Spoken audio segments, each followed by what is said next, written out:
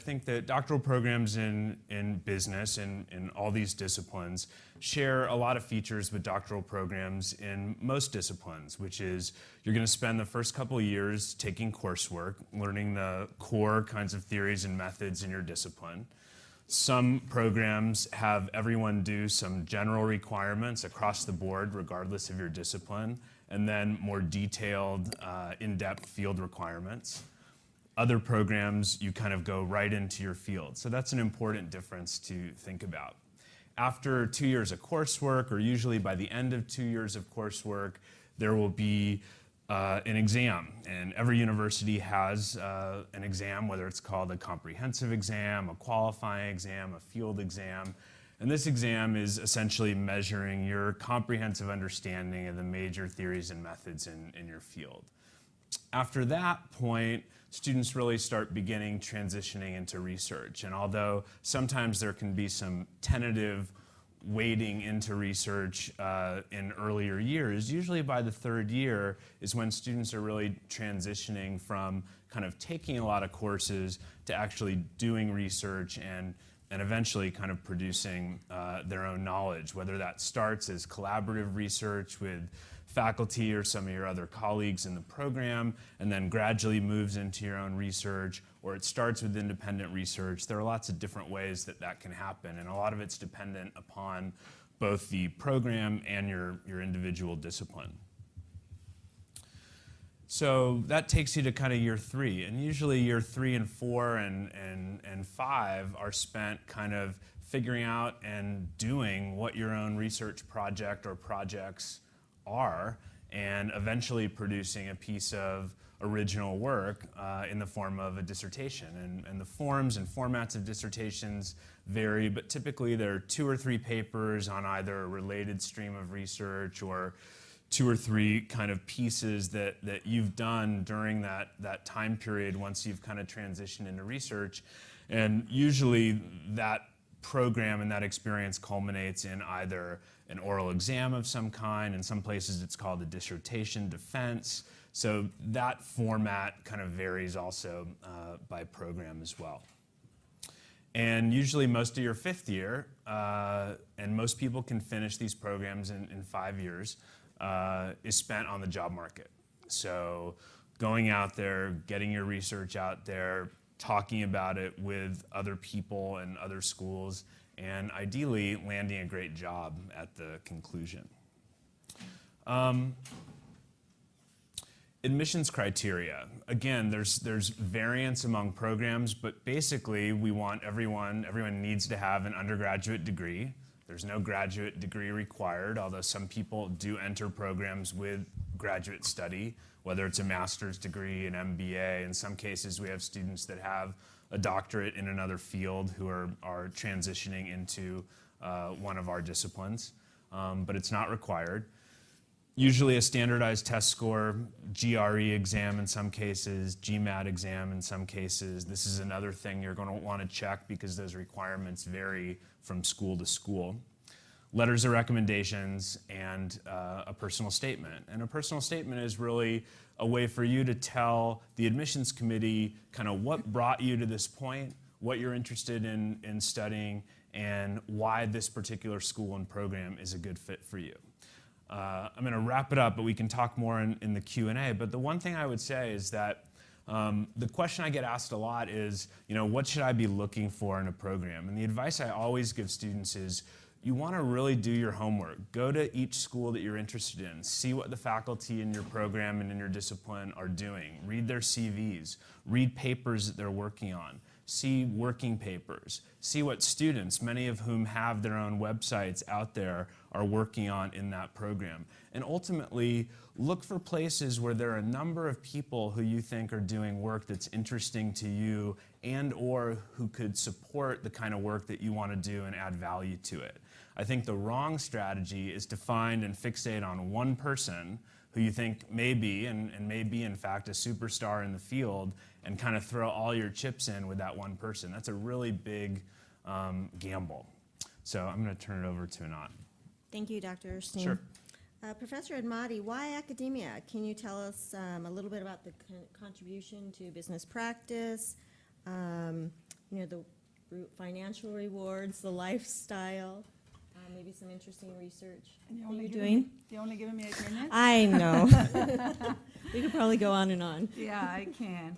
I think when you think of academic career, and I now have been in this career for a scary almost 30 years or something, well, not quite, but 30 years since I started the PhD program.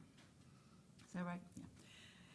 I think it's hard to think of a job that has more autonomy and more freedom to a person, where you actually do not, on a day-to-day basis, have a boss.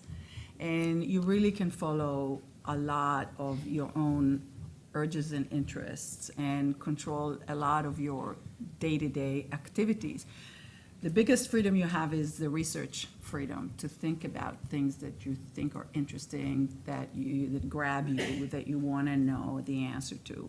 And that's an amazing freedom that an academic usually has. We're not usually told what to do research on. We're informed by the fields and by our own understanding of what needs to be done next, or what we think we can do next ourselves, and how we can contribute. There's a lot of things you can choose within the job, so that you can really tailor it to your own taste. Some people like to work with other people, some people like to work alone.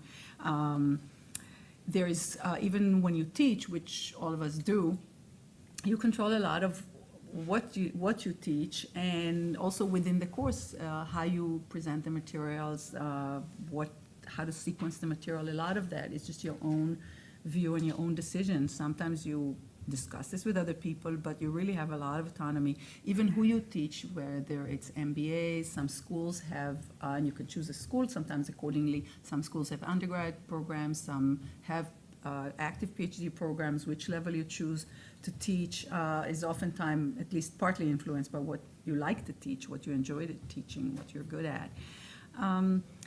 Later in a career like that, some people choose to mix it with other things, like they could write books, sit on boards, they can consult. There's a lot of flexibility there to kind of go one day a week, or there's some level to do this. I should also mention some people teach executives in some of these programs, so schools have that, but it's optional whether you teach there or not. Oftentimes it's just an extra thing that you choose to do. Sometimes people only do it later in their career because of a lot of research requirements earlier on.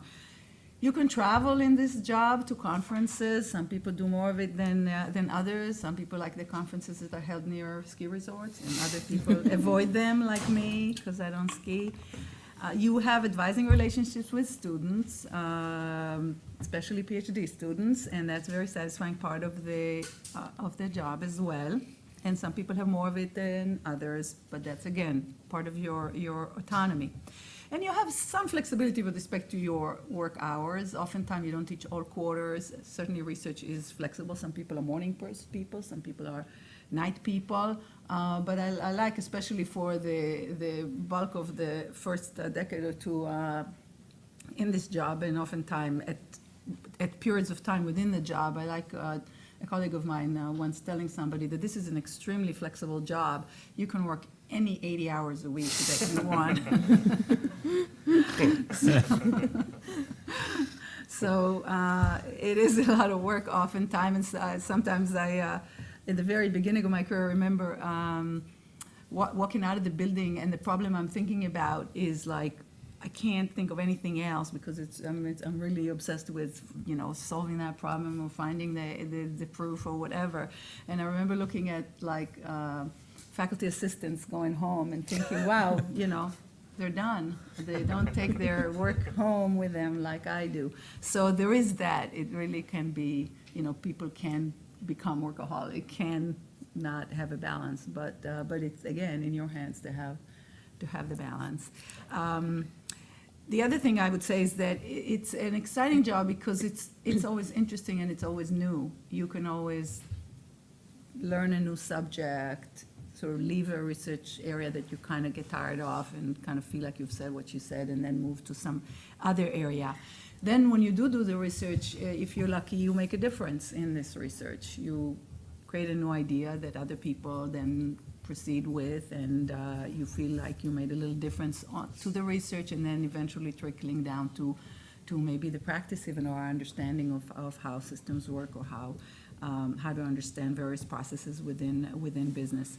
Now, in terms of lifestyle, I would say it's not a job where you usually become extremely rich, but it's a fairly well-paid job. Some people, if they really enjoy it, say, I can't believe they pay me to do this. So, but you know, it is work. But if you like it, and if you're a good fit for it, it is well paid for that kind of thing, if you really enjoy it. But that's true for every job that you enjoy, probably. Also, within business schools, I would say that we are lucky because business schools the business schools that are research-oriented tend to have resources for research quite a bit. And so we don't end up spending a lot of our time writing grants and depending on soft money for research, because we're very well supported to go to conferences, to get data sets, to have the time in the summer to do research, and all of that, to have research assistants, all the stuff that we need. So, and then the other thing about this career is that in most places we have this wonderful invention called the tenure system, which basically the way it works is you get an initial contract for working, and it's usually a few years, so it's not like it's gonna be over in a year or anything. You do have a little time, and then it gets renewed, you get reviewed, depending on your research and other things. You will hopefully get it extended for a few more years. Meanwhile, all this time, there's some kind of a clock that's ticking, and it's called the tenure clock. And that system, which could be 7 years, sometimes more, sometimes less, is ticking with a sort of up or out system, where at some point you get reviewed, and if you do make it through that system, the clock stops ticking.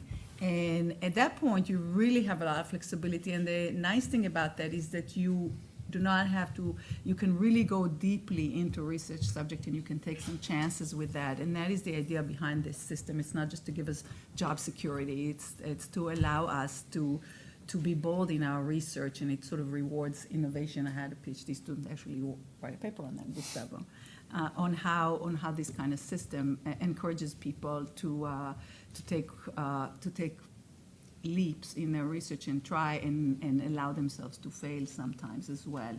So the system has enough flexibility to allow that you have the time, the luxury of time, which you wouldn't have in consulting jobs or other policy jobs, but of course in sort of on a trading desk in Wall Street, where everything is just on the minute, and even if you do research, it's just under a lot of pressure. And then in terms of lifestyle as well, I'd say the flexibility is very nice. It's nice for families. Faculty oftentimes can coach Little League and do these kinds of things that allow some balance in their lives. And of course, they end up preparing class at 1 a.m., but it's their choice. They don't have to do it that way. How am I doing? You asked me to talk about really interesting research in my field, but I knew I won't get this, so. Thank you, Anat. Plus, my field, of course, was dumped on the last 2 years, so. Perhaps we'll get about finance research, right? I'll tell you how to fix it all, right? Thank you. Research obviously is a significant part of a career in academia and as a doctoral student. So, Baba, perhaps you can tell us what type of research is being done in a business school. What's it like? Let me start off by saying what it is not like. Okay. When I joined the PhD program at Duke, I'd already worked for 6 years. I had an MBA. So I was one of the late bloomers, so to speak. I mean, I was 31 when I joined the PhD program, and I had no clue. This is before the age of the internet. 91 is when I joined Duke. And I thought a PhD program was all about, I'll become an expert as a marketer, and I can give advice and dole out advice to people. Why wait until they become a CEO in 10 years? I can do that in 5 years, and I'll be giving advice. And turned out it is completely wrong. It is very research-oriented. There's no difference between what Anat does and I do, Eric does, and in terms of being the business school versus being in social sciences. I mean, you're in the economics group, you'll be doing the same kind of research. So, I mean, the research becomes extremely important. In fact, I would say that Anat talked about tenure. Those of you who think that you want to get into academia because you want to be a teacher, you want to teach. I mean, that's where your thing is. You're going to be disappointed in the sense that all the evaluation criteria, at least until you make tenure, which is what I talked about, will be based on research. I mean, teaching matters, but it's predominantly going to be based on research. In fact, the letters of evaluation that are going to come from outside, evaluating your, candidacy to tenure, will often involve people who are not in the field. They're not in business schools. They'll be in the social sciences, they'll be psychologists, economists, and so on. So that was the major kind of thing I wanted to kind of share with you. So that is one. Now, how are we different from the social sciences? Well, one, as Anat pointed out, I mean, we get paid a lot more money. Believe me. I mean, relatively speaking, we get paid a lot more money, and we don't have to write grants, which they have to do. So it gives us a lot more time. Having said that, there is a lot more teaching that is involved. Teaching in the sense that because you start teaching MBAs, at some point in time in your careers, you'll start teaching MBAs, executives, and so on, which for me is a lot of fun because it's a great way for me to interact with people in the real world environment. And I'll talk about one research idea that I worked on that actually came from an executive program that I was teaching. The spark of the idea came from there. But it is thing. So for example, this particular quarter is my teaching quarter. And as Anat said, I get done with teaching in 10 weeks. The rest of the year, I can be anywhere I want in the world. No one is going to ask me anything. And that's the flexibility that comes with the thing. And of course, with tenure. So there's going to be the teaching element involved. It's going to be much more intense, unlike and many of you have been in other programs, undergraduate programs, where a teacher can come in and just literally read off a sheet of paper or notes, and you cannot do that out here. So it's a little bit more deeply involved. That's probably why we get paid more. Anyway, so in terms of an example of a research idea, right? I mean, so think about the kind of research. So this was an idea where it is now called the price placebo effect. Some of you might have already heard about this. Came from this observation that I had that, one way by which you can build a competitive advantage, that is, you make sure that the consumer buys your product compared to the competitor's product, the easiest way to do that is to reduce prices, right? You either reduce prices permanently or you give an incentive in the form of rebates and coupons and discounts and so on. And I would ask these people, for example, I would ask executives at Dell, and they used to come when I was at the University of Iowa, they would come over there, and I'll ask them, aren't you worried that if you keep lowering your prices because you're a classic price leader, that's the price leadership strategy you're adopting, aren't you worried that it will negatively hurt perceptions about your product? Because we do know that reduced prices is going to hurt perceptions. And their argument was, yes, it is going to hurt perceptions, but someone is going to use our computer, and our computer is of good quality, and therefore the marketplace will correct for itself. Why? I'm going to use the computer, I'm going to discover that it is of good quality, and I'm going to blog, I'm going to communicate to my friends that it is of good quality. And that is the question that I wanted to challenge. Is it possible that it is not just a matter of perception, that if you think a product is not good, the product itself will be not good? Right? So a good example of that study, I'm a psychologist, so if I divide this room into, how am I doing on time? You have a few minutes. Okay, so I can keep talking all the time. I like talking, by the way, as you can tell. So let us say I'm going to divide this group into two groups. So the between subject design. So what I'm going to do to this half is not aware to this half, and vice versa. So I'm going to tell you that this is a study about energy drinks like Red Bull, and this is consumed in undergraduate and campuses, so on, college campuses. Before exams, when people want to be alert because of the caffeine and amino acids and so on. But I'm going to tell you that we don't know about the efficacy of these drinks. So the whole study is about the efficacy of these drinks. Now what I'm going to do is I'm going to have you guys buy this drink from me at a full price, regular price, $1.89 for example, and you will buy this from me at a discounted price. So you'll pay at 89 cents. I'll tell you what is the full price, but I'll tell you that you're getting this discount only because we got an institutional discount and I'm passing it on to you. That's all. You're going to consume the drink, and you'll end up solving a series of word jumble puzzles. So you have 15 puzzles to be solved in 30 minutes. And the question I'm be asking here is it possible that the number of puzzles that you will end up solving will be different than the number of puzzles that you will end up solving? And is it possible that you folks will put in more effort into the task than you folks? And that's indeed what we found. In other words, what we show here in this study, series of studies, and we have now moved into, so as in the introduction they said, we do neuroscience research, right? So one of the other questions is that, think about the category of wine. I mean, huge range of prices.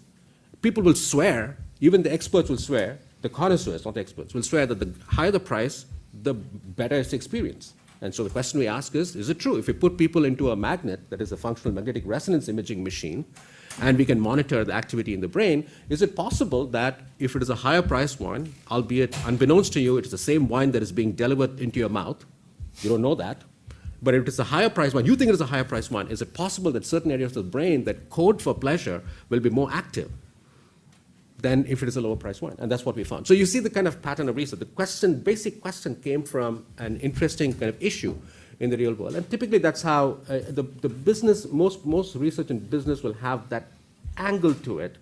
But we still publish in the same journals. I mean, you can take a journal like our leading journal, a Journal of Consumer Research. You have Journal of Personality and Social Psychology, which is a leading journal in psychology. You don't know where it is coming from. You literally take the thing, you can't tell the difference between those two. It'll be almost identical. So we do exactly what they do, except that, it's going to have a slightly business-oriented angle to that. Thank you. Eric, from a student perspective, can you tell us what it's like, what you learn, your experience?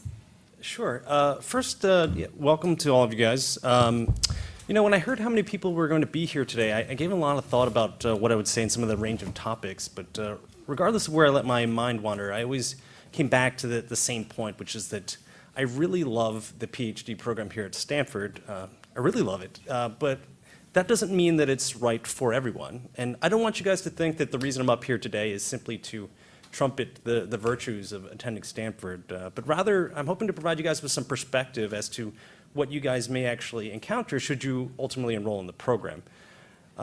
So broadly speaking, the GSB, as you may have been able to tell thus far, is a lot of things. It's interdisciplinary. It's an exciting place to do research, but it's also very challenging for students. The workload is, I would describe it as intense. And I'm sure that's something that you guys have heard elsewhere, but it's most likely more rigorous than you're accustomed to at the undergraduate level. It requires a lot of discipline, and it requires a lot of focus. During my first couple of years here when I was taking classes, I worked, every Monday through Friday, many hours, and I worked most weekends as well. And of course, this will vary depending upon the program. But certainly from my experience, it required a lot of work. And that's not to scare you off. It's just to provide you with a perspective as to what you may expect. Some people will maybe thinking about enrolling in a PhD program as a way to continue the undergraduate lifestyle that you've become so accustomed to. I don't recommend that. Really, the people who do well in the PhD program, obviously, it takes a lot of brains, but I think more than anything, it requires a lot of hard work and dedication. That's something that you want to make sure that you have, but also convey to the admissions committee that that's something that is special about you. I would say that one of the great things that makes all that hard work possible and oftentimes enjoyable is that the Stanford GSB is not only interdisciplinary, but it's also a very cooperative environment in the sense that there's something about being here at Stanford or the GSB that makes people seem to be in a good mood. Maybe it's being here at Stanford or the typically very nice weather, but it really breeds a good sense of cooperation among the students, which helps a tremendous amount in getting a very broad array of perspectives to help you to solve problems. One of the things you'll learn here is that it's so important to be able to learn from other bright individuals who don't necessarily come from the same background that you do. It really helps a lot in terms of solving problems and opening your eyes to things that you would not have normally thought about. So in addition to things that you may also learn at the program is that there is a tremendous distinction between undergraduate and graduate courses in the sense that my experience as an undergraduate was that there was more of an emphasis on things like memorization and basic principles, whereas at the graduate level, you really need to have a very strong concept of or understanding of precision and higher analytical reasoning and creativity. Those are the things that really going to help separate the people who do well in the program versus those who do not. You'll learn to think like an academic, and this is both good and bad. I think you learn to think like an academic not only for research purposes, but it changes the way that you see everyday, normal, day-to-day things. Like you'll think about the world differently in terms of statistical inference and incentive structures, and of course rhetoric and discourse. I remember a couple months ago, I was watching television with some of my friends who aren't PhD students, and there was this Mountain Dew commercial that came on, and it mentioned that, it said, fact, men are 3 times more likely to be hit by lightning than women.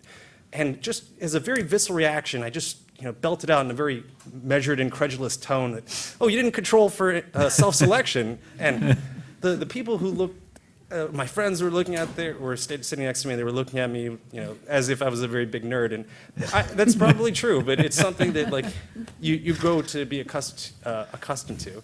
And that's sort of the way that it changes your thinking is a very powerful and wonderful concept. And once you realize, you learn to embrace the change in the way that you think about the world, when you get to learn from the world's experts on these subjects, it's a really wonderful feeling. So in case I have sold you, or they've sold you on the merits of applying to a PhD program and you guys feel that you're ready, a couple things that I would recommend in terms of the application process is that it's so important that you figure out that the program is right for you. And by that, I mean speak to faculty and administrators, speak to current students. I think current students will give you a real strong indication as to what you're going to expect in your individual program. Figure out the structure of the program and figure out if people are happy there. I don't say that simply because I'm happy here, but when I was in your position a couple years ago, I visited schools and I talked to students at various places, and I got the sense that there was a lot of variation in terms of where people were happy. And that makes a big difference because the general collective mood of the community, it has a lot of ripple effects, not only in terms of how people interact with each other, but certainly the cooperation among students. And I'll say this, while it varies a tremendous amount across individual programs, for programs like economics and finance and accounting, there's a central emphasis on mathematics and analytical reasoning. That often separates, the people who have, basic undergraduate training versus those people who are ready to make the leap towards a higher level of graduate training. This, of course, varies from program to program, but I found that it makes a very big difference in making a smooth transition if you had, if you thought about these concepts and have this sort of basic background. It's certainly not required, but I think, from my perspective, it's helpful. I think the earlier you can start to identify research interests, or at least things that you find interesting, the better off you'll be. The more you can start to talk to professors at individual programs about how your research interests align with theirs. I think that's something that's helpful to make sure that you're the right fit for the program, but also to convey to the professors that you're thinking about these broader issues. And as as everyone has mentioned today, getting your PhD at a business school is a major, major undertaking. And it's important that when you apply to programs, it's important that you identify and you understand the sacrifices that are required. And it's important that when you write your letters of your personal statement letters, that you think very hard, not only that to demonstrate to people that you recognize the sacrifice that's required, but also that you know what you're making the sacrifice for. That is, you know what you're striving for, and then what's keeping you focused in the program. I can offer a lot of different perspective as to what it's like here at Stanford. I can't speak to every individual program, but as I mentioned, I absolutely love the program here, and I'm glad to answer any of the questions you guys have. Thank you, Eric.